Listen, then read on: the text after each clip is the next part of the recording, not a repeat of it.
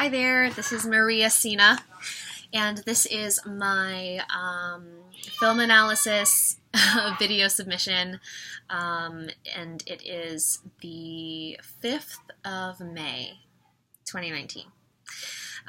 Okay, so for this semester's first film analysis paper, I wrote on the film Eternal Sunshine of a Spotless Mind with Jim Carrey and Kate Winslet. And I had never seen this film before. And when I saw it on the options of films to review, I said, okay, yes, I need to watch this. So many people have been telling me to, and I was okay, here's my chance to really dive in deep and figure out what's going on.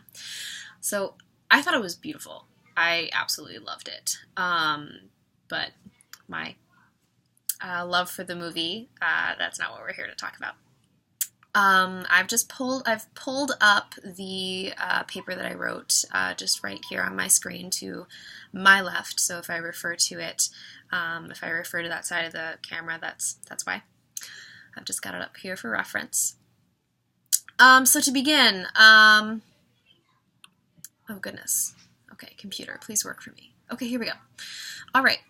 So when watching the film, I chose to focus on Parfit's, Parfit, I think is how you pronounce it, his response to the question of what makes you you over time, or personal identity. And to quote his thesis, personal identity does not matter for survival, memory, or moral responsibility, and vice versa.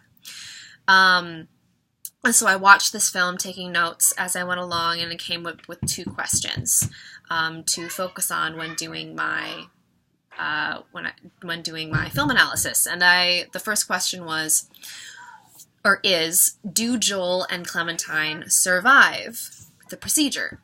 In other words, are they still themselves once they wake, having lost their memories and arguably a part of themselves in the process? Okay, so that was number one. Number two, if memory does not matter for personal identity, then the film's presentation of memory and its association with personal identity is contradictory. Forgive me, the first one was a question, the second one is a problem, as I stated in my paper. So the first is a question, the second is a problem, and I delved into those separately. My assessment of the first question, of whether or not Joel and Clementine survive, based on Parfit's theory, our answer is yes, they do survive. This scenario in the film is rather similar to that of our Star Trek Riker case, in the fact that this is a fission case. Though a little different. So instead of the minds and bodies being split and replicated, so there are two separate lives existing in time, it's that we're looking at how they were before and then how they were after. So those two different beings.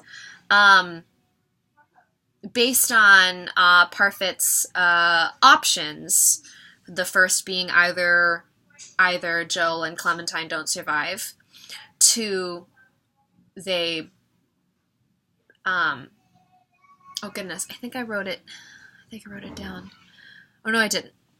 Okay, but of the three options that are given for the fission cases, this is a really good example of that.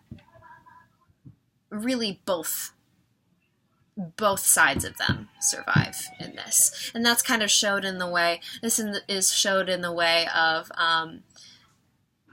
that, you know, Clementine wakes up and you're seeing her in the real world as opposed to Joel still being in this dream state, and she's confused, she's lost, and she's agitated. But forgive me, I digress. So to get back on track.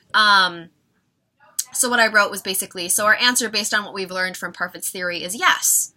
And the argument that I came up with is as follows. So one, memory and personal identity do not matter for survival, right?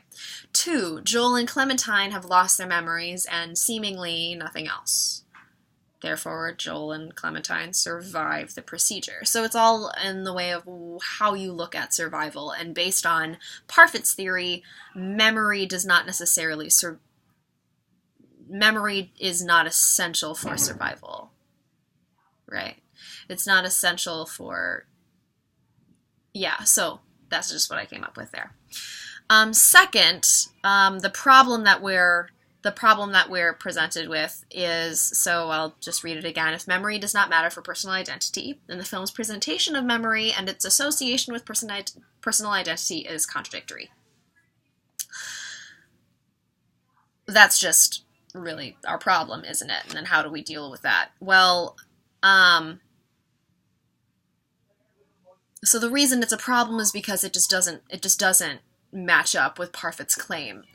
The film puts so much emphasis on memory, it being like the main focus of the film, and just the real driving points of the plot lines. That puts so much emphasis on it that arguably it's arguing that. Sorry, I'm taking a video blog. Okay. Thank you. But, oh goodness, I lost my train of thought. But yeah, so yeah, how does Parfit's claim check out with this? And I wrote just, well, it doesn't. It contradicts directly. And I conclude by stating just memory and personal identity are not linked. They do not depend on each other based on Parfit's theory.